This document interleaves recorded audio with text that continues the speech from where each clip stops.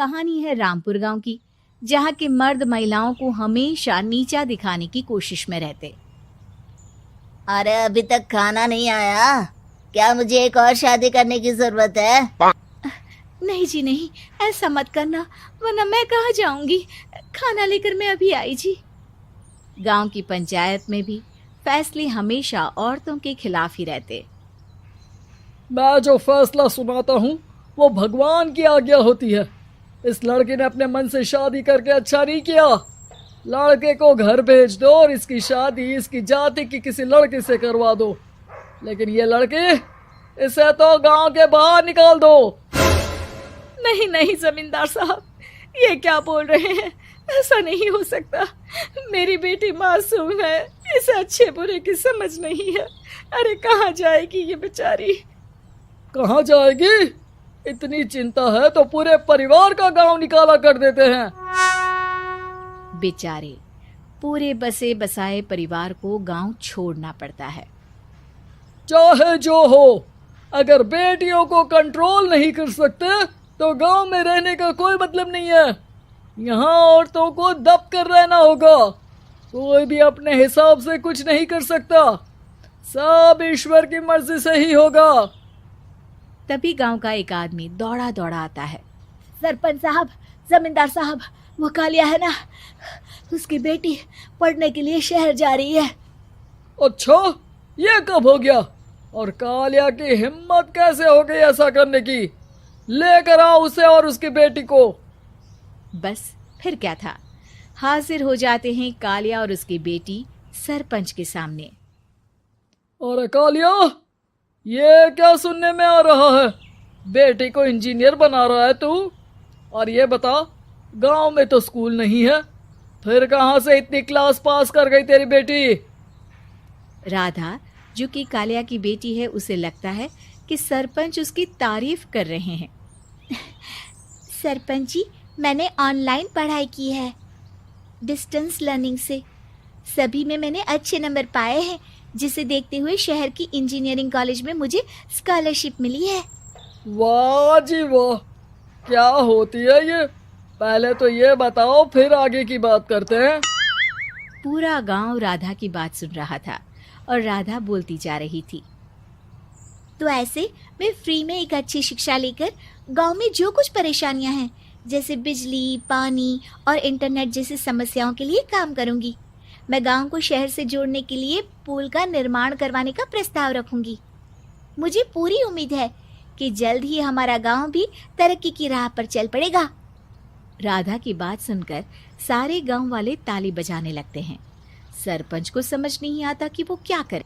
चुप रह नादान लड़की, गांव के खिलाफ जाने के लिए तुझे गांव से बेदखल कर दिया जाएगा, वो भी पूरे परिवार के साथ। और हाँ, अगर ठीक से गांव में रहना चाहती है तो ये पढ़ाई लिखाई छोड़ दे। हम तेरे लिए गांव का कोई होनहार लड़का देखेंगे। तभी गांव का एक आदमी बोल पड़ता है। अरे नहीं नहीं सरपंच जी, राधा बिटिया जो बता रही है, अगर वैसा हो जाए तो हम लोगों को पैसा कमाने के लिए बाहर नहीं जाना पड़ेगा। हाँ जी, और ना ही कोसों दूर पानी के लिए भटकना पड़ेगा। हमारे बच्चे भी अच्छी पढ़ाई कर सकेंगे और आगे बढ़ेंगे, ना कि हमारी तरह खेती करते बैठेंगे। क्यों गांव वालों, राधा बिटिया का साथ देना चाहिए ना।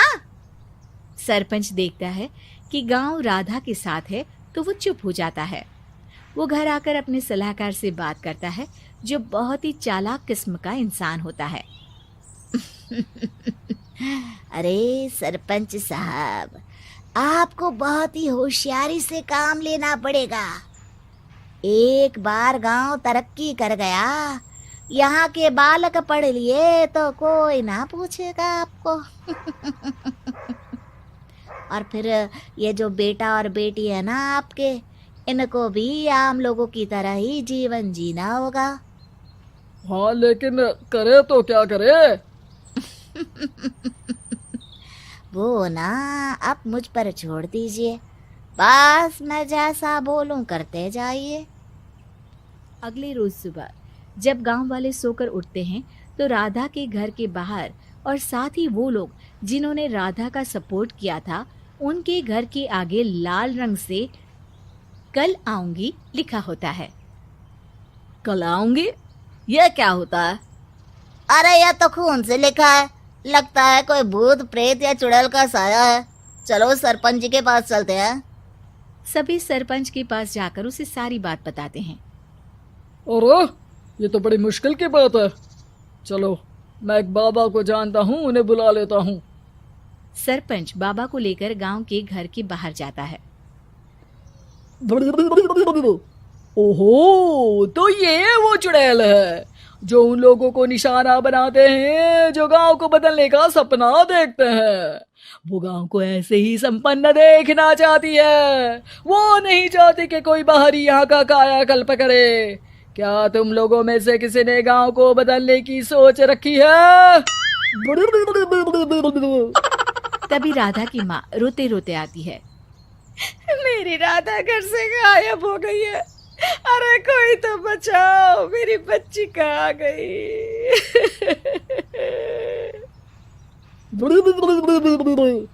ले गई वो चुड़ैल, तेरी बच्ची को ले गई। अब वो उसे श्रापित करके छोड़ेगी, उस पर चुड़ैल का साया हो जाएगा। तभी बुरी सी हालत में राधा भी वहां आ जाती है। उसके बाल चुड़ैल की तरह फैले होते हैं और कपड़ों में खून लगा होता है। सभी राधा को देखकर डर जाते हैं। माँ, पता नहीं मुझे कौन उठा कर ले गया था। अरे दूर दूर हो जा चुड़ैल, अब हम लोग इस गांव में नहीं रुकेंगे। अरे कैसे बातें कर रहे हैं आप? कल तो आप मेरे भरोसे गांव का हुलिया बदलने, अपने बच्चों को पढ़ाने और तरक्की उन्नति की बात कर रहे थे, तो आज क्या हो गया आपको? ये फिर तुम लोगों को बहकाएगी। ये चुड़ैल गांव में आ चुकी है, ऐसे ही ये तुम्हारे घर के बच्चों को भी ले जाएगी। गांव वाले राधा को गांव से बाहर निकाल देते हैं। उसके माँ बाप रोते रहते हैं, लेकिन गांव वाले नहीं मानते। मैं भी अपनी बहन के साथ गांव के बाहर रहूंगा, लेकिन वो पढ़ाई नहीं छोड़ेगी। वहीं सरपंच के घर पर सलाहकार कहता है। देखा, सांप भी मर गया और लाठी भी नहीं टूटी। लेकिन अगले ही दिन सरपंच के घर के बाहर भी वही शब्द लिखे होते हैं। और फिर सरपंच की बीवी कहती है, हमारी बेटी को किसी ने अगवा कर लिया है। तभी राधा का भाई वहां आ जाता है। अरे गांव वालों, मैंने सरपंच जी की बेटी को देखा था। वो चुड़ैल उसे उठाकर ले जा रही थी। अरे क्या मजाक कर रहे हो? नहीं नहीं सरपंच जी, आप नहीं जानते। वो चुड़ैल अब आपकी बेटी में आ जाएगी, जैसे राधा के अंदर आ गई थी।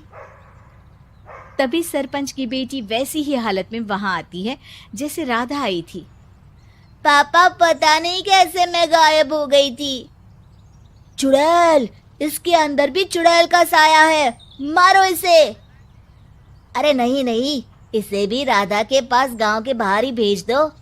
अरे चुप रहो, मेरी बेटी कहीं नहीं जाएगी और चुड़ैल वुड़ैल कुछ नहीं होता है।